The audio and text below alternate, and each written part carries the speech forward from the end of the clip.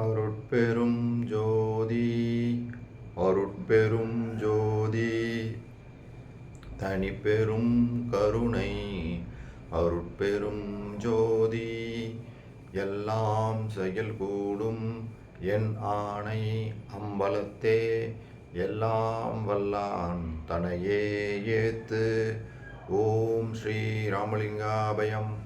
ஓம் ஸ்ரீ ராமலிங்காபயம். ஓம் ஸ்ரீ ராமலிங்காபயம். எல்லோருக்கும் வணக்கம். இது எனது யூடியூப் சேனலான எல்லாம் செயல் கூடும் வள்ளலார். நான் வள்ளலார் முத்து பேசுகிறேன். இன்றைய பதிவில் நாம் அருட்பெரும் ஜோதி அகவலில் வரிகள் 193 196 வரை விளக்கத்தை பார்ப்போம். முதலில் வரிகளை படிக்கிறேன். எத்தகை விளைந்தன என் மனம் இங்கு எனக்கு அத்தகை அருளிய அருட்பெரும் ஜோதி. எங்குறத் திரிந்து உளம் இளையா வகை எனக்கு அங்கையிற் கனியாம் அருட்பெரும் ஜோதி. முதல் 2 வரிகளில் எத்தகை விளைந்தன என் மனம் இங்கு எனக்கு அத்தகை அருளிய அருட்பெரும் ஜோதி. அதாவது அவர் மனம் எதையெல்லாம் நினைச்சதோ அதையெல்லாம் நிகழ்ந்தது, அதையெல்லாம் நிகழ்த்தி கொடுத்தார் அருட்பெரும் ஜோதி ஆண்டவர் அப்படின்னு சொல்லி சொல்கிறாரு. சென்ற பதிவில் இதே மாதிரி தான் அந்த வரிகளுக்கும் இந்த வரிகளுக்கும் பெரிய வித்தியாசம் இல்லை. அதில் என்ன சொன்னார் அப்படின்னா, எப்படி எண்ணியது என் கருத்து இங்கெனக்கு அப்படி அருளிய அருட்பெரும் ஜோதின்னு சொன்னார். அதாவது அந்த வரிகள் என்ன சொல்கிறாருன்னா, நான் எப்படி நினச்சேனோ அப்படியெல்லாம் எனக்கு அருளை கொடு அப்படின்னு சொல்லி அதில் சொன்னார். இங்கே எத்தகை விளைந்தன என் மனம் இங்கு எனக்கு அத்தகை அருளிய அருட்பெரும் ஜோதின்றார். இங்கு அந்த நான் எப்படியெல்லாம் நினச்சதுனோ அதிலெல்லாம் நிகழ்த்தி கொடு, அந்த நிகழ்த்தி கொடுக்கக்கூடிய அருட்பெரும் ஜோதி அப்படின்றாரு. சிறிய வித்தியாசம்தான். நினச்சது நடந்துச்சு, இங்கே அந்த நினச்சது அந்த நிகழ்வாகவே ஆனது அப்படின்னு சொல்லி தான் பதிவு பண்ணுறாரு. இங்கே நம்ம இங்கே ஒன்று தெரிஞ்சுக்கிறணும். இவர் மற்றவங்கெல்லாம் நிறைய பாடுபட்டு அந்த இறைவனை அடைவதற்காக பல தலங்களுக்கும் போய் பலவிதமான தவங்கள் பலவிதமான முயற்சிகளில் தான் இறைவனை அடையிறதுக்காக போகிறாங்க. ஆனால் வள்ளல் பெருமான் என்ன சொல்கிறார் அப்படின்னா, என்னால் அந்த மாதிரிலாம் ரொம்ப பாடுபட்டு ரொம்ப சிரமப்பட்டுலாம் என்னால் உன்னை அடைய முடியாது. நீயே ஐயோ பாவம் இவனுக்கு அருளை கொடுக்கலாம் அப்படின்னு நீயே இறங்கி எனக்கு அருள் செய்யணும் அப்படின்னு என் மனசு நினச்சது, அதையே நீ நிகழ்த்தி கொடுத்துட்ட அப்படின்னு சொல்லி ஒரு 2 பாடல்களில் பதிவு பண்ணுறாரு. அதை நான் படிக்கிறேன். படிக்கும் போது நம்மளுக்கு தெளிவாகும். அவர் என்ன மாதிரி எண்ணங்கள் வச்சுருந்தார், அதை அந்த அருட்பெரும் ஜோதி ஆண்டவர் எப்படி நிகழ்த்தி கொடுத்தார் அப்படின்றது நம்மளுக்கு தெரியும். அதாவது முதல் பாட்டு, நோவாது நோன்பு எனைப்போல் நோற்றவரும் எஞ்ஞான்றும் சாவா வரம் எனைப்போல் சார்ந்தவரும் தேவா நின் பேரருளை என் போல பெற்றவரும் எவ்வுலகில் யாருளர் நீ சற்றே அறை அப்படின்னு சொல்லி இறைவனை பார்த்து கேட்குறாரு. என்னைய மாதிரி இந்த பெரும்பேரை இந்த உலகத்தில் வேறு யார் பெற்றிருக்காங்க, அது உனக்கு தானே தெரியும், நீ சொல்லு, இந்த உலகத்துக்கு நீ சொல்லுன்னு சொல்லி கடவுள்கிட்ட கேட்குறாரு. அதாவது நோவாத நோன்பு எனைப்போல் நோற்றவரும் எஞ்ஞான்றும் சாவா வரம் எனைப்போல் பெற்றவரும். சாவா வரத்தை நான் பெற்றுக்கிட்டேன், இது மாதிரி இந்த சாவா வரத்தை வேறு யார் பெற்றுருக்காங்க, நீ சொல்லு அப்படின்னு சொல்லி கடவுள்கிட்ட கேட்குறாரு. அதே மாதிரி இன்னொரு பாட்டில் பார்த்தீங்கன்னா, காலையிலே எந்தனக்கே கிடைத்த பெரும் பொருளே களிப்பே என் கருத்தகத்தே கனிந்த நறுங்கனியே மேலையிலே இம்மையிலே ஒருமையிலே தவத்தால் மேவுகின்ற பெரும்பயனாம் விளைவையெல்லாம் தர்மச்சாலையிலே ஒரு பகலில் தந்த தனிப்பதியே சமரச சன்மார்க்க சங்கத்து அமர்ந்த நிதியே மாலையிலே சிறந்த மொழி மாலை அணிந்தாடும் நடந்தென் அரசே என் மாலையையும் ஏற்றருளே அப்படின்றார். அதாவது இங்கே என்ன தெளிவாக பதிவிடுறாரு, அதாவது மேலையிலே இம்மையிலே ஒருமையிலே தவத்தால் மேவுகின்ற பெரும்பயனை எல்லாம் தர்மசாலையிலே ஒரு பகலில் தந்த தனிப்பதி என்றார்.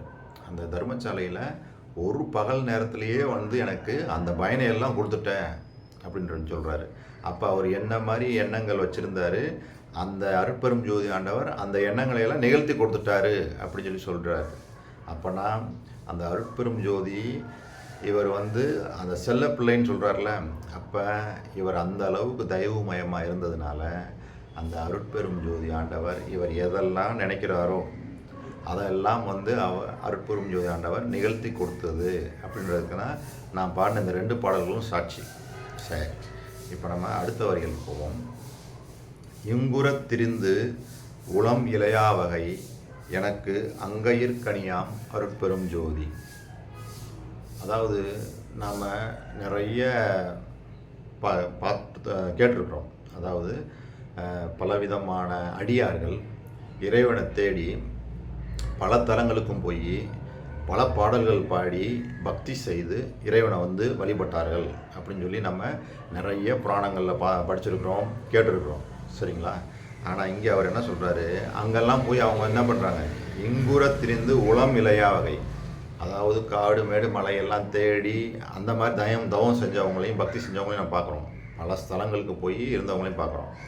அது மாதிரியெல்லாம் நான் போய் சோர்வடைந்து ரொம்ப மனசு வந்து நொந்து போகாமல் எனக்கு உள்ளங்கையில் கனி இருந்தால் எப்படி இருக்கும், உள்ளங்கை கனி, உள்ளங்கையில் கனி இருந்தால் எந்த நேரத்தில் பசி எடுக்குதோ அப்போ நம்ம சாப்பிட்டுக்கலாம். அது மாதிரி எனக்கு எப்பெல்லாம் அருட்பசி தோன்றியதோ அப்பெல்லாம் நான் சாப்பிட்ற மாதிரி எனக்கு உள்ளங்கையில் கனியாக அருட்பெரும் ஜோதி ஆண்டவர் நீ வந்து கிடச்சிவிட்ட. அதனால நான் மற்றவர்கள் மாதிரி மற்ற அடியார்கள் மாதிரி பல இடங்களுக்கும் உழன்று திரிந்து உன்னை அடைய வேண்டிய அவசியம் இல்லாமல் போனது, ரொம்ப ஈஸியாக இலகுவாக கிடச்சிருச்சு அப்படின்றார். இதுலேயே வந்து ஒரு பாட்டில் வந்து தெளிவாக பதிவிடுறாரு. நாரணர் பிரம்மர் இவங்கெல்லாம் வந்து அந்த மாதவம் செஞ்சு அந்த இறைவனை வந்து பார்க்கணுன்றதுக்காக மாவதவம் புரிஞ்சு அலைஞ்சிட்டு இருந்தாங்களாமா.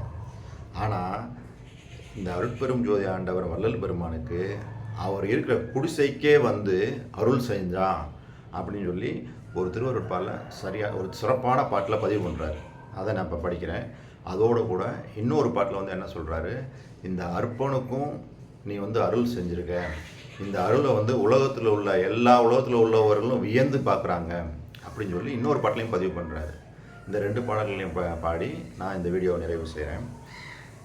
வானிருக்கும் பிரம்மர்களும் நாரணரும் பிறரும் மாதமம் பன்னார் புரிந்து மணமாட நடுவே தேனிருக்கும் மலரணை மேல் பணிக்க அறையினூடே திருவடி சேர்ந்தருள்க என செப்பி வருந்திடவும் நானிருக்கும் குடிசையிலே வலிந்து நுழைந்து எனக்கே நல்ல திரு அருளமுதம் நல்கிய அன்றியும் என் ஊனிருக்கும் குடிசையிலும் உவந்து நுழைந்து அடியேன் உள்ளமெனும் சிறு குடிசையுள்ளும் நுழைந்தனையே. பாருங்கள் எவ்வளோ தெளிவாக அங்கே போடுறாரு பாருங்கள். அவர் இருக்க குடிசைக்குள்ளே வந்து அருளை கொடுத்தாராம்மா, திரு அருள் அமுதத்தை கொடுத்தாராம்மா. அப்புறம் அவர் ஊனிருக்கும் குடிசையிலும் உவந்து நுழைந்து அடியேன் உள்ளமெனும் சிறு குடிசையிலும் நுழைந்தனையே அப்படின்னு சொல்லி மற்ற யாருக்கும் கிடைக்காத அந்த பாக்கியத்தை சொல்கிறார். மற்றவர்கள்லாம் பெற்ற பேர் இது இல்லை, எனக்கு தான் இந்த பாக்கியம் கிடைச்சதுன்னு சொல்லி இங்கே தெளிவாக பதிவு பண்ணுறாரு. இன்னொரு பாடலில் கூட அவர் பாடுறாரு. அதாவது அந்த அர்ப்பணைன்னு சொல்லி அவரே வந்து என்ன பண்ணுறாரு, அவர் வந்து அர்ப்பன் அப்படின்னு சொல்கிறாரு. அவர் உண்மையில் அவர் அர்ப்பணா இல்லை, ஆனால் அவர் தன்னைத்தானே அந்த மாதிரி தாழ்த்திக்கிறார். அவர் அந்த உயர்ந்த நிலையில் இருந்தாருமே அவர் வந்து எப்பயுமே வந்து என்னது பணிவு. இங்கே வந்து நம்ம அந்த பணிவு தான் நம்ம எடுத்துக்கணும். எவ்வளோ பணிவாக அவர் பதிவு பண்ணுறாரு பாருங்கள். கற்பனை முழுவதும் கடந்தவர் உளத்தே கலந்து கொண்டு இனிக்கின்ற கற்பக கனியே, அர்ப்பணை ஆண்டு கொண்டு அறிவளித்து அழியா அருள்நிலைதனில் உற அருளிய அமுதே, பற்பல உலகமும் வியப்ப எந்தனக்கே பதமலர் முடிமிசை பதித்த மெய்ப்பதியே, தம்பர பரம்பர சிதம்பர நிதியே தனி நடராஜ என் சர்க்குருமணியே. அப்போ வந்து என்ன சொல்கிறார் பாருங்கள், அர்ப்பணை ஆண்டு கொண்டு அறிவளித்து அழியா அருள்நிலை தனில் உற அருளிய அமுதே. அவருக்கு வந்து அந்த பற்பல உலகமும் வியக்க அந்த அருளமுதத்தை கொடுத்து இந்த அர்ப்பனுக்கு அருளியவா அப்படின்னு சொல்லி அந்த அருட்பெரும் ஜோதியை வந்து புகழ்ந்து பாடுறார்.